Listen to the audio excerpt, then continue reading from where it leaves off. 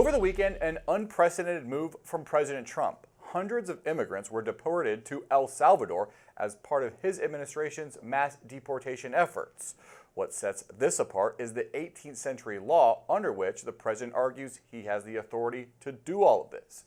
To break down the details, we're bringing in senior staff writer at The Hill, Rebecca Beitsch. Rebecca, thanks so much for taking the time. Lot to go through here, but let's start simple. What do we know about these deportees and the prison they were taken to? So what we know so far is that it's about 230 Venezuelans that the Trump administration says have ties to the gang Tren de Aragua. So even before this happened, some of those men preemptively sued and saying that they are not members of this gang. Um, they have been brought to El Salvador, which has its own history of imprisoning suspected gang members, often without due process. And they've been paid about $6 million by the Trump administration to house these migrants for the next year. Now, there's this 1798 law that Trump is using. It's called the Alien Enemies Act. It was last used by FDR during World War II. What does that law say? So what the Alien Enemy Act allows is that you can detain or deport any citizen of an enemy nation, and you're allowed to deport them without a hearing. And so there's a few reasons that this is so concerning to immigration advocates as well as civil rights activists. So this was the same law that was used as the basis for Japanese internment during World War II. But also, as I mentioned previously, you are able to deport people without a hearing. And so the concern is that this could be used to deport a lot of Venezuelans who are not able to make a case as to whether or not they are actually part of this gang. And I do think it's worth mentioning that immigration law does have a process for allowing the deportation of people who are involved in gang activity or criminal activity. It's just that those laws require the government to, demonstrate that in court. And this is a wartime law, but that didn't seem to be an issue for Borders Czar Tom Homan earlier this morning. Take a listen. TDA has been designated terrorist organizations. TDA is an enemy of this country. We know TDA, based on a lot of evidence, are part of the Maduro regime through the military and law enforcement. They've infiltrated them, and look, they've invaded this country to unsettle this country, through, whether it's through fentanyl killing thousands of Americans or through the violence they're perpetrating in our cities. The president did the right thing. I stand by it. Now, we're not at war with Venezuela or its president, Nicolas Maduro. Walk us through the administration's argument here. Yes, so what they're saying is they are saying that Tren de Aragua is acting at the behest of Venezuelan President Nicolas Maduro. And, they're using that tie to make this something as being connected to a foreign government. But this is what critics are saying the Trump administration needs to demonstrate in court in order to prove that they are using this authority lawfully. The ACLU immediately filed a challenge to the deportations. A judge then ordered the planes that were carrying these deportees to be turned around immediately. That didn't happen. The president of El Salvador, Nayib Bukele, mocked the ruling on X, posting, "Oopsie, too late." There's some confusion as to whether the planes, where they were, and whether the White House actually defied that court order. Here's White House Press Secretary Caroline Leavitt at the press briefing today. I can assure you that the administration is complying with the court order, and as I've said repeatedly from this podium, all of the flights that were subject to the judge's written order departed before the written order, and we are prepared to make that case in court later this afternoon. So there's some discrepancy between a verbal order and a written order here. Can you walk us through what the White House's argument on that is? Yes, I think what she's trying to say here is that there's some sort of distinction between a judge's verbal order and a written order, and there is not. They're both, binding. And so I do think there is some debate here as to, exactly what times the flights left, exactly what times they've landed. But, according to a filing from the ACLU this morning, they're sort of saying the specific timing isn't necessarily relevant here, that it appears clear that none of these Venezuelans had been turned over into the custody of a foreign government yet, and therefore still could have been returned, that they could have complied with the judge's order. Now, the administration is expected to defend their actions in court today. Walk us through what's expected at that hearing and what impact could it have on the deportees. I'm guessing that Judge Bausberg will want to very much get into the nitty-gritty of, what times these flights left, what times they landed, and have a lot of questions about that. I think what remains to be seen is how much he'll actually push back on the administration on this. We've seen in other cases that judges have been a little bit hesitant to push back on the Trump administration when they're sort of dancing around the edges of complying with court orders. So I'm curious to see what Judge Bausberg decides to do about it. All right, we'll continue to follow. Thanks so much. Rebecca Beitsch. Thank you. Just days after his controversial vote that led to the approval of a Republican spending bill, Senate Minority Leader Chuck Schumer is now postponing his book tour. Schumer's vote set off a firestorm inside the Democratic Party and among progressive activists. He had events scheduled in major cities, including New York and D.C., to discuss his new book on anti-Semitism. But activists have been staging protests outside Schumer's home in Brooklyn, angered over what they say is Schumer's unwillingness to stand up to President Trump.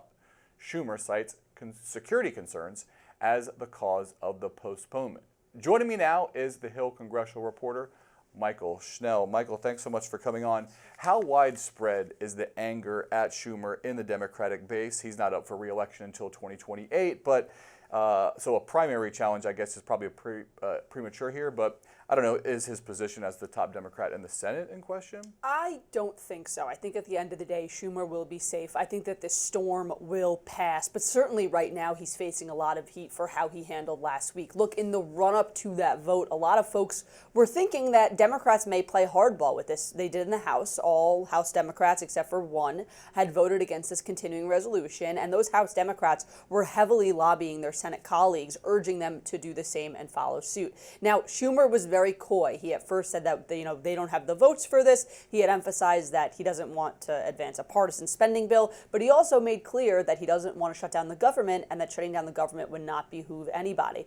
So at the end of the day, as we know, Schumer had announced after 3 days of closed-door lunch conversations with his colleagues deliberating this question, had decided to support the advancement of this funding bill. And with that, he brought 9 others, giving it enough support to break the filibuster. And since then, there has been some real anger at Schumer from the progressive base, from House Democrats, even from some Senate Democrats as well. So it's going to be a very interesting path that Schumer is going to traverse right now. I think that his seat is safe, though, because this was one debate and one fight in the Trump administration. As we know, the news cycle these days is very quickly, it's like drinking out of a fire hose. Very quickly, the next political crisis, so to say, will be on the horizon. Schumer will be dealing with that, and the focus will shift. And it also gets into the point, he's not up until 2028, so these conversations about AOC primarying him, slow your roll, there's still plenty of time. Between now and 2028, that's an eternity in politics. Seems to be a split between Senate Democrats and House Democrats. There was a quote that I saw was interesting that's kind of emblematic of this. John Fetterman, Democrat from Pennsylvania who voted for the bill, to Alexandria Ocasio-Cortez, New York representative who voted against it. Fetterman says, "I hope you could relay to her how little I care about her views on this." Is that emblematic of a split between how senators feel about this and members of the House and the Democratic Party feel? I think this is just, it could be, Fetterman was one of those guys who was out there from the beginning, even before Schumer, saying, I'm not going to vote to shut down the government. Funding the government is one of our, most elementary things that we have to do. I'm not going to let there be a lapse in funding. AOC, of course, was somebody who voted against this funding bill, was very clear that she wanted her Senate colleagues to do the same. So I think that this is perhaps emblematic of this larger disagreement, the fact that Jeffries and his ranks hung together and they voted against the spending bill, and then Schumer, you had those cracks. Now, I will note, very different dynamic between House Democrats voting against this funding bill and Senate Democrats voting against this funding bill. When it was in the House, this was just an idea, a partisan funding bill, an attempt by Johnson to keep his folks together. Now, shockingly, in a lot of ways, he was able to do that and achieve that goal, but it was sort of a freebie vote in a way for House Democrats. When it went to the Senate, though, their vote on advancing that legislation was what stood between the potential of a shutdown or the potential of avoiding that lapse in funding. So it was a different calculus for Schumer, and he has maintained over and over again that he believed that a shutdown would be more harmful than the partisan policies here. Now, House Democrats feel differently about that. They've made it very clear. A number of Senate Democrats do as well. So we're really seeing this sort of rebuilding period of the Democratic Party continue. I'll say one more thing, Drew. Since November, the the Democratic Party has been trying to rebuild, picking up the pieces from those devastating losses, A. B, figuring out what the message would be in the Trump administration, and C, figuring out who would carry that mantle and lead the pack with that messaging. Now, they still haven't figured out what that message is, and very clearly, they still don't have a leader of the party. This is what happens when the party doesn't have a North Star. You had the Senate on one page and the House on another, and it showed that in this quest to rebuild themselves, Democrats clearly still have a ways to go. Going to be a lot of pressure on Democratic lawmakers to take the fight to the Trump administration. It'll be interesting to watch how that manifests itself over the coming weeks and months. 1,300 journalists, producers, and support staff at Voice of America have been placed on leave. They are the latest casualties in President Trump and his administration's efforts to slash federal programs. These people produce TV and radio programs that were broadcast across the world by Voice of America. You know, they've been the subject of complaints in the past from conservatives who say the programming leans left, but they've had bipartisan support as a hedge against the media ecosystem that comes out of China and Russia and other U.S. adversaries. What do you make of this story that we're hearing now, and is there going to be any pushback, especially from Republicans in Congress who have supported these programs in the past? There perhaps could be. I will note that this news story of Voice of America really being dismantled broke after Congress had left for recess, so it's always more difficult to press Republicans on some of these more controversial acts when you're not face-to-face with them in the hallways. So I suspect this will be a main topic of conversation among a number of others when folks return to the Capitol next week. I will say I don't think this is too much of a surprise. We know that President Trump has been very critical of a number of different media outlets, Voice of America included. And when he chose someone like Carrie Lake to oversee this, who is a staunch MAGA conservative, a staunch MAGA Republican, who has spoken about her distrust of the media as well, I don't think this was too much of a surprise. Nonetheless, though, still devastating for those folks who are working at Voice of America, and is absolutely going to continue to be a question in Congress and in Washington as we continue to see these steps by the Trump administration. Late Sunday night, President Trump doubled down on his promise to implement reciprocal tariffs when they are ready to announce their implementation on April 2nd. This is what he said on Air Force One. Let's take a listen. April 2nd is a liberating day for our country. We're going to be getting back some of the wealth that very, very foolish presidents gave away because they had no clue what they were doing. And April 2nd, I would have made it April 1st, but you know what April 1st is, April Fool's Day. I figured, I don't like doing it, but I made it April 2nd. So full steam ahead from President Trump. Wall Street has been a bit shaky after, as these announcements come out. Trump administration officials have been saying a recession can't be ruled out.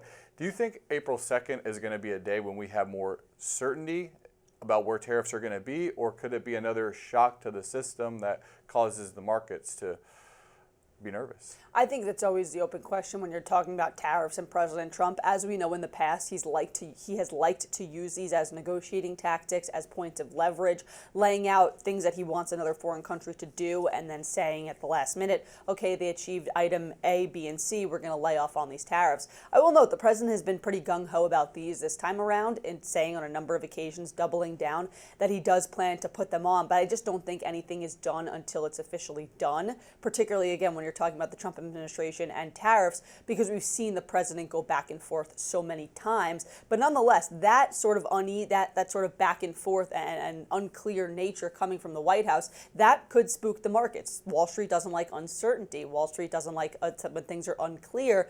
This is certainly that right now. Despite, aside from the fact that when you put tariffs on, prices increase, it's another thing Wall Street doesn't love. So it's going to be a very interesting time to watch the markets as President Trump dangles these tariffs and very well could potentially put them on. And even sometimes when it's officially done, it might not be officially done. Anything can That's change right. with the Trump administration with one tweet. We'll leave it at that. Mychael Schnell, thanks so much. Drew. Changes coming to the U.S. Postal Service. In today's Political Minute, News Nation Washington Bureau Chief Mike Vaquera has more on the cuts being made with the help of Elon Musk. Elon Musk and Doge putting their stamp on the Postal Service. I'm Mike Vaquera, News Nation's Washington Bureau Chief. Postmaster General Louis DeJoy has signed an agreement with Elon Musk's Department of Government Efficiency to cut more costs and streamline operations at the U.S. Postal Service. The agency has long operated in the red. Last year's net financial losses totaling $9.5 billion. Now, the agency plans to cut 10,000 workers in the next month through an ongoing voluntary early retirement program. DeJoy says that despite recent modernization and improvements in service, years of mismanagement of retirement plans, along with burdensome regulations, have led to that red ink. Critics, including Democratic Representative Jerry Connolly, say the cuts will have catastrophic consequences for Americans, especially those in rural and hard-to-reach areas. I'm Mike Vaquera, and this is the News Nation Political Minute. And you can find more news and analysis from Mike and our colleagues 24/7 on News Nation. To find News Nation on your screen, go to joinnn.com. That's today's Daily Debrief. I'm Drew Petrimoulx. Be sure to like, share, and subscribe to the Hill's YouTube channel. And come back here soon for the intersection between politics and policy.